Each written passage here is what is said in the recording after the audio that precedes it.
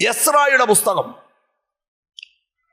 8-ാം അധ്യായം 22-ാം വാക്യം റെഫറൻസ് പറഞ്ഞതേ ഉള്ളൂ, ഞാൻ പറഞ്ഞു വായിച്ചോളാം. ദൈവത്തെ ഉപേക്ഷിക്കുന്ന ഏവർക്കും ദൈവം പ്രതികൂലമാണ്. ദൈവത്തെ ഉപേക്ഷിക്കുന്ന ഏവർക്കും ദൈവം പ്രതികൂലമാണ്. 34-ാം സങ്കീർത്തനം 16-ാം വാക്യം, യഹോവ ദുഷ്പ്രവർത്തിക്കാർക്ക് പ്രതികൂലമായിരിക്കുന്നു. യഹോവ ദുഷ്പ്രവർത്തിക്കാർക്ക്.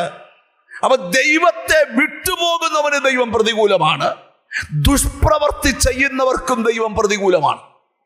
ഇനി അധികം വാക്യങ്ങൾ ഞാൻ നിരത്തുന്നില്ല, ഇനി ദൂതിലോട്ട് വരാൻ പോവാ. ദൈവത്തിന്റെ സ്തോത്രം.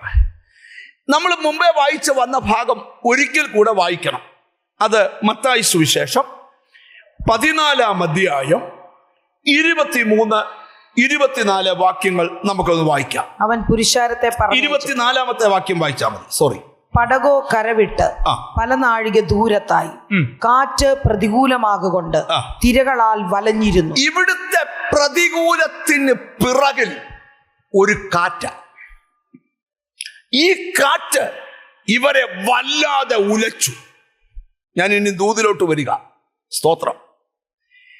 എല്ലാ പ്രതികൂലത്തിന്റെ പിമ്പിൽ കാറ്റല്ല, എന്നാൽ ചില പ്രതികൂലത്തിന്റെ പിമ്പിൽ കാറ്റാണ്. കാറ്റിന്റെ പ്രത്യേകത കണ്ണുകൊണ്ട് കാണാൻ പറ്റത്തില്ല, പക്ഷെ ഫീൽ ആവും. Glory to God. ഞാൻ ഇവിടെ ഇരിക്കുന്ന ചിലരോട് പ്രവചിച്ചു പറയാം. ദൈവത്തിന് സ്തോത്രം. നിന്നെ ഉലയ്ക്കുന്നത് പ്രതികൂലത്തിന്റെ പിമ്പിലൊരു കാറ്റാണെങ്കിൽ ഇന്ന് അതിന്മേൽ ഒരു ദൈവപ്രവൃത്തി വെളിപ്പെട്ടേ പറ്റൂ. ഞാനിവിടെ നിന്നോട് സന്ദേശം തുടങ്ങുക. പ്രതികൂലങ്ങൾ പല നിലകളിൽ തലപൊക്കാം. Glory to God. എന്നാൽ ഇന്നിവിടെ ഇരിക്കുന്ന ചിലരോട് പറയാം, പ്രതികൂലങ്ങൾ എങ്ങനെയാന്നല്ല, പ്രതികൂലങ്ങളെ എങ്ങനെ ജയിക്കാം. അതാ ഇന്നത്തെ സന്ദേശം.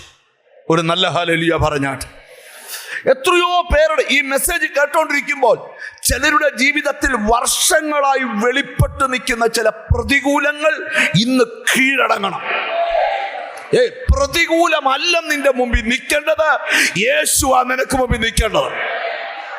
ഓ ഹല്ലേലൂയ. ഇന്ന് ദൈവമക്കൾക്ക് വാശി വേണം. ചില പ്രതികൂലങ്ങളെ ജയിക്കണം.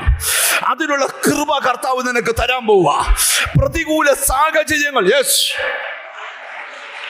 ഓ ഹല്ലേലൂയ, ഹല്ലേലൂയ. മറ്റൊരു കാര്യം കൂടെ ഓർപ്പിക്കാം. ഒരു രാജ്യത്തു നിന്ന് എന്നെ ഒരു സിസ്റ്റർ ഫോൺ വിളിച്ചു. അവർക്ക് ഒരു മകനും 2 പെൺകുഞ്ഞുങ്ങളും. അവരുടെ ഭർത്താവ് ആ രാജ്യത്ത് ഒരു കമ്പനിയിൽ നല്ല ജോലി ചെയ്യുക. അദ്ദേഹം ലഭിക്കുന്ന എല്ലാത്തിലും കൃത്യമായ ഓഹരി ദൈവത്തിന് കൊടുക്കും. സഭയിൽ കൃത്യമായി പ്രാർത്ഥനയ്ക്ക് വരുന്നയാളാണ്. ഹല്ലേലൂയ.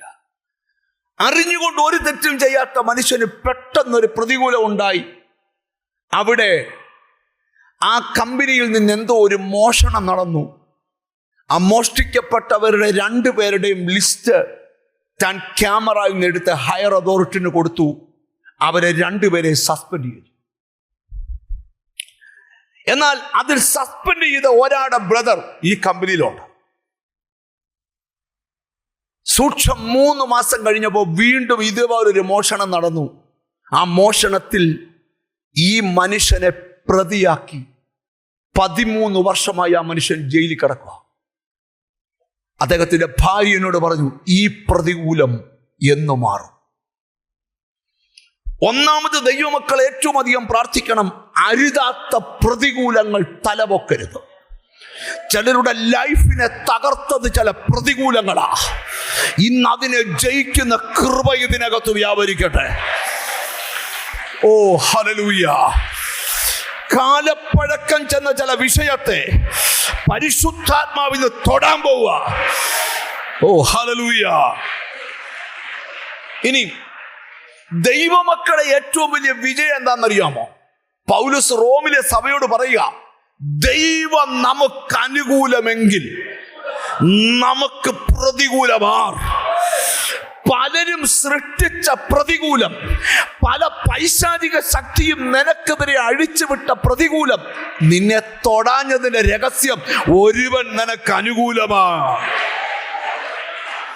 ഓ ഹല്ലേലൂയ. ഒരു ദൈവമൈതൽ 1000 വട്ടം പറയണം, എൻ്റെ യേശു എനിക്ക് അനുകൂലമാണ്. ഓ ഹല്ലേലൂയ. വചന വെളിപ്പാടിലേക്ക് വരികയാ. ചിലരുടെ പ്രതികൂലത്തിന്റെ പിമ്പിൽ